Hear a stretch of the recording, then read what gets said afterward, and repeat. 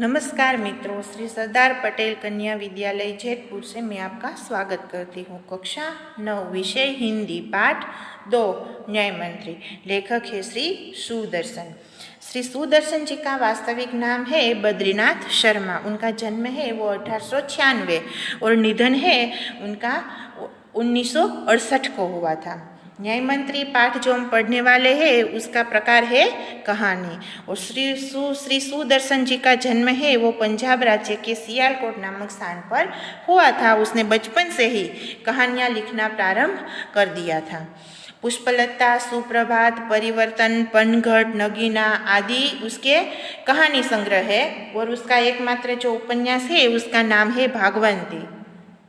इस कहानी में सम्राट अशोक सर्वश्रेष्ठ न्याय मंत्री की खोज में था।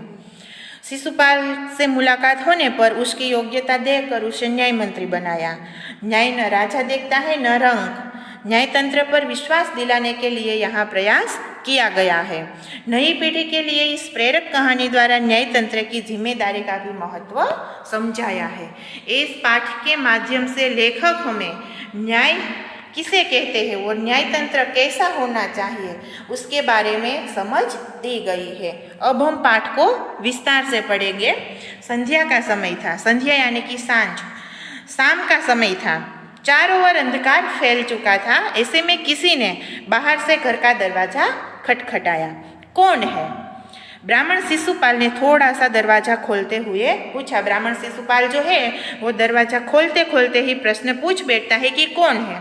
तब बाहर से उत्तर आता है कि एक परदेसी है। क्या मुझे रात काटने के लिए यहाँ स्थान मिल जाएगा? जैसे ही शिशुपाल ने पूरा दरवाजा खोला उनके सामने एक नवयुवक खड़ा था और शिशुपाल है वो उससे मुस्कुराकर कहता है कि यह मेरा सौभाग्य है कि आप मेरे घर पर आए, तो ये मेरे लिए बहुत खुशी की बात है। अतिथि के चरणों से यह घर पवित्र हो जाएगा। अतिथि यानी कि मेहमान के चरणों से मेरा घर है वो पवित्र हो गया। आइए पधारिए। अतिथि को लेकर शिशुपाल घर में गए और उनका आदर सत्कार किया। अतिथि बनकर जो परदेसी उसके घर पर आए थे, शिशुपाल उसे आदर सत्कार के साथ अपने घर में ले जाता है और घर में ले जाकर उसका आदर सत्कार करता है। फिर दोनों में उस समय देश की अवस्था पर बातें करने लगे। शिशुपाल और परदेसी दोनों आजकल जो देश की व्यवस्था चल रही थी उसके बारे में दोनों में बहस छिड़ जाती है और वो दोनों बातें करने लगते हैं। शिशुपाल ने कहा, आजकल बड़ा अन्याय हो रहा है। शिशुपाल परदेसी से कहता है कि आजकल देश में लोगों के साथ बड़ा ही अन्याय हो रहा है। परंतु परदेसी है वो इस बात से सहमत नहीं था। परदेसी है वो शिशुपाल की बातों से सहमत नहीं होता। शिशुपाल की बातों को मंजूरी नहीं देता। वो कहता है कि गलत है। दोष निकालना तो सुगम है परंतु कुछ करके दिखाना कठिन है।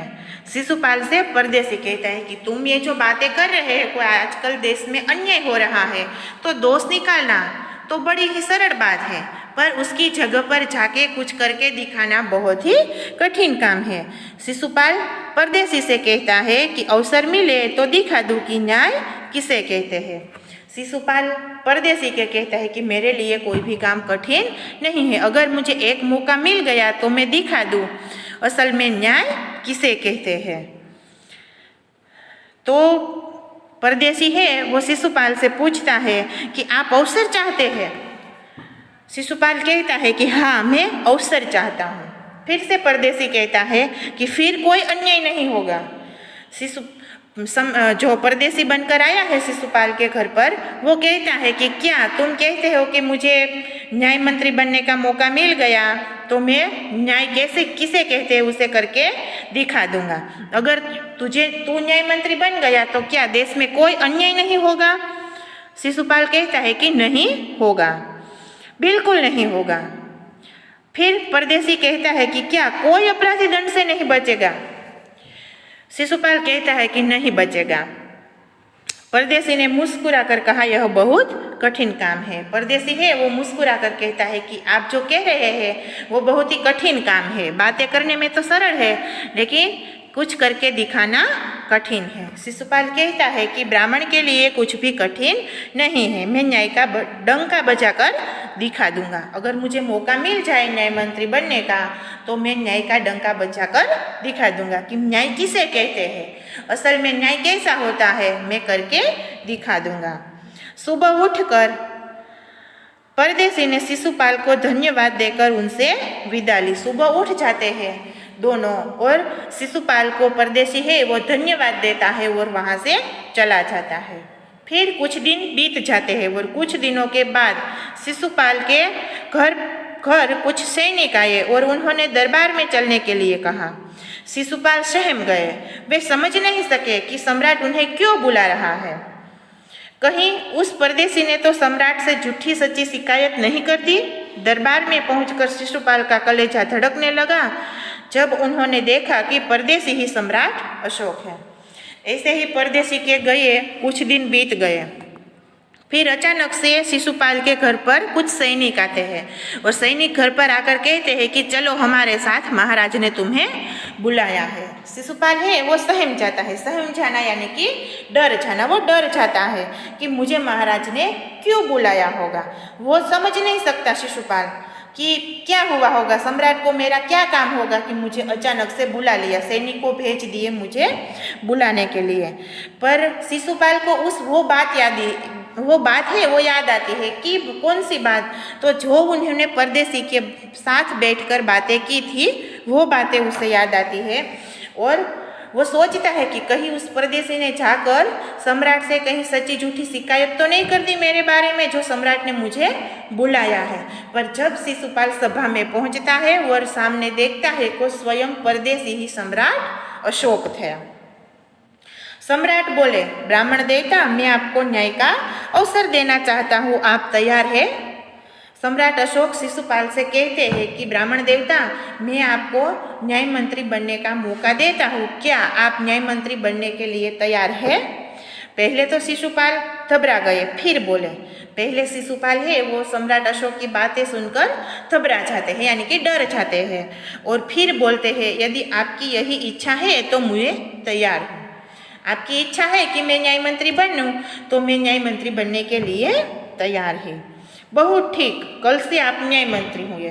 सम्राट अशोक कहते हैं कि बहुत ठीक है, कल से आप न्याय मंत्री हो गए हैं।